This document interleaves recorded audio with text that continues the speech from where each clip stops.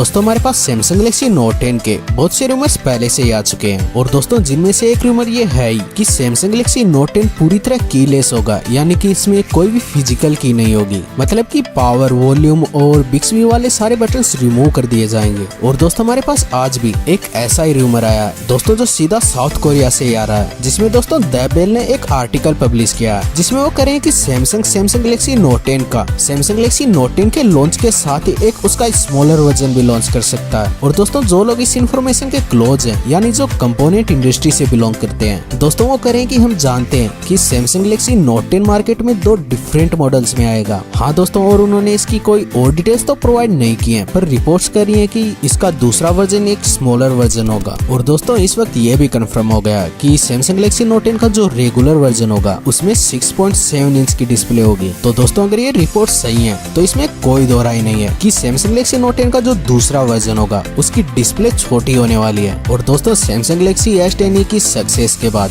ये सीधा समझ आ रहा है कि सैमसंग गैलेक्सी नोट 10 का एक कॉम्पैक्ट वर्जन क्यों बनाना चाहता है, क्योंकि दोस्तों ये 6.7 इंच की डिस्प्ले कुछ लोगों के लिए बहुत बड़ी हो सकती है और जिसके कारण नोट 10 की सेल्स भी इफेक्ट हो सकती है। तो दोस्तों एक मेन स्ट्रीम डिस्प्ले जो 5.7 इंच से 6.2 इंच के बीच कुछ भी हो सकती है, वो सैमसंग को कस्टमर्स को अट्रैक्ट करने में बहुत ज्यादा हेल्प करेगी इस नोट ब्रांड की तरफ। तो दोस्तों ये रूमर मेरे लिए तो पूरा सेंस बना रहा है और देखते हैं आगे निकल के क्या आता है।